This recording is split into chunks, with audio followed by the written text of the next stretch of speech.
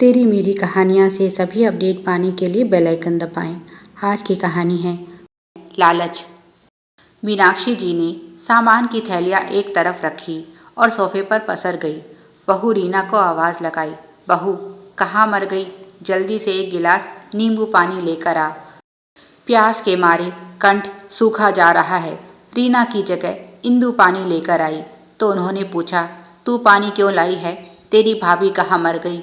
इंदु बोली, बहू की इतनी फिक्र करने की ज़रूरत नहीं, वह इतनी आसानी से मरने वाली नहीं, हम सबको मार कर मरेगी। बेटी की बात सुनकर मीनाक्षी जी बोली, क्यों, अब क्या कर दिया उस करमजली ने?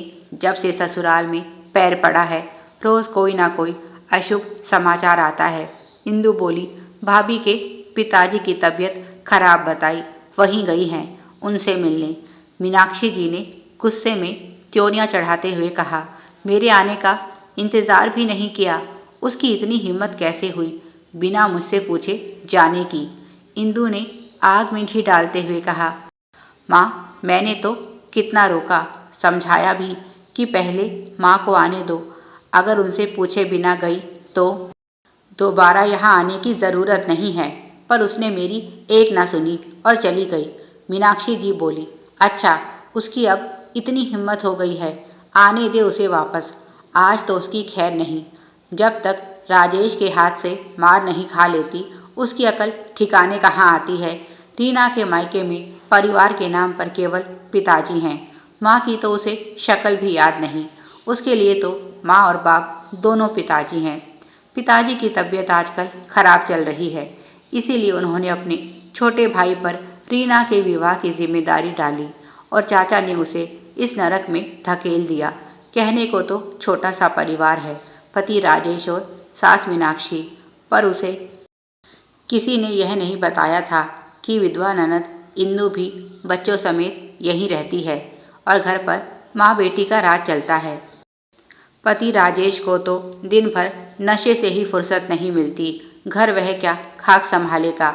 हाँ सरकारी नौकर है, इसीलिए कुछ करे या ना करे तनख्वाह घर पहुंच जाती है, जिसके सहारे इंदु अपने दो बच्चों को यहाँ मायके में पाल रही है। ससुर जी भी सरकारी नौकरी में थे, इसीलिए सास को भी पेंशन मिलती है। घर में पैसे की कोई समस्या नहीं, पर संस्कार नाम की चीज़ नहीं, ना तो भाषा में मर्यादा है ना ही रिश्तों में। गाली गलौज के बिना तो इन लोगों की कोई बात ना तो शुरू होती है और ना ही खत्म। और रीना की मजबूरी देखिए, वह चाहकर भी पिताजी को यह सब नहीं बता सकती। अभी उसकी शादी को केवल 15 दिन हुए हैं, पर पूरा शरीर मार के कारण नीला पड़ गया है। अपने ही पिताजी से झूठ बोलना पड़ रहा है, पर वह चाहे लाख छुपा ले, एक पिता का मन सब समझता है। एक नई दुल्हन जिसके हाथों पर मेहंदी की लाली होती है, अगर वहाँ नील के निशान पड़े हों तो कुछ कहने सुनने को नहीं रह जाता। चाचा ने पिताजी से उनकी जमा पूंजी तो ले ली, पर रीना की शादी में दहेज का सस्ता माल देकर और ऐसे घर में रिश्ता करके खूब पैसे बचाए। नहीं तो पढ़ी लिखी नौकरी कर रही रीना के लिए कोई सुयोग्य वर मिलना इतना भी मुश्किल नहीं था, पर चाचा ने तो अपना फ़ायदा देखा। जीवन खराब हुआ तो किसी और की बेटी का उन्हें क्या। इधर सास और ननद रीना का बेसब्री से इंतज़ार कर रही हैं, पर यहाँ बेटी के दुख में बीमार पिताजी चल बसे। रीना इस दुनिया में बिल्कुल अकेली रह गई। यह खबर उसके ससुराल भी पहुंची, पर वहां से कोई नहीं आया। रीना भी फैसला कर चुकी थी, अब उस नरक में दोबारा लौटकर नहीं जाएगी, यहीं अपने घर में रहेगी। शादी तो वह पहले भी नहीं करना चाहती थी, पर पिता की इच्छा के सामने झुकना पड़ा। उसे मायके में रहते हुए 3 महीने हो गए। एक दिन अचानक सास और ननद रोती हुई उसके पास पहुंची। तब उसे पता चला उसका शराबी पति एक एक्सीडेंट में मारा गया। दोनों ने रीना से अपने किए की माफ़ी मांगी और उसे मनाकर ससुराल ले आई। यहाँ आकर रीना को पता चला कि आखिर सास और ननद उस पर इतनी मेहरबान कैसे हो गई हैं। असल में राजेश के स्थान पर परिवार के किसी सदस्य को नौकरी मिल सकती थी। इंदु ज़्यादा पढ़ी लिखी नहीं थी, नहीं तो कब का यह मौका हथिया लेती। पत्नी और अच्छी पढ़ी लिखी होने के कारण रीना को नौकरी आसानी से मिल सकती थी और कुछ प्रयासों के बाद उसे नौकरी मिल भी गई। जैसे ही उसे पहली तनख्वाह मिली, सास ननद उससे पैसे मांगने लगी। उसने घर खर्च के पैसे दिए भी, पर उन्हें तो पूरी तनख्वाह चाहिए थी। सास बोली, भूल मत, यह नौकरी तुझे हमारी वजह से मिली है, इसीलिए तेरी तनख्वाह पर हमारा अधिकार है। आज रीना ने भी जवाब दिया, यह नौकरी मुझे मेरी काबिलियत के कारण मिली है। अगर आपकी बेटी में ज़रा भी योग्यता होती तो आप मुझे इस बारे में पता भी ना चलने देती। सास बोली, बड़ी जुबान चलने लगी है तेरी, बाप और पति को खाकर भी तेरा मन नहीं भरा। एक तो तुझ पर दया खाकर तुझे अपने घर में जगह दी, नहीं तो बाहर जाकर सुन लोग तेरे बारे में क्या कह रहे हैं। कोई तेरी परछाई भी नहीं देखना चाहता, इतनी बड़ी मनहूस है तू। रीना बोली, आपकी इस मेहरबानी का कारण मैं अच्छी तरह जानती हूँ। आपको सिर्फ पैसा चाहिए, ना आपको बेटे की परवाह थी और ना मेरी है। पर यह मत समझिए कि मैं पहले की तरह चुपचाप आपका दुर्व्यवहार सहन कर लूँगी।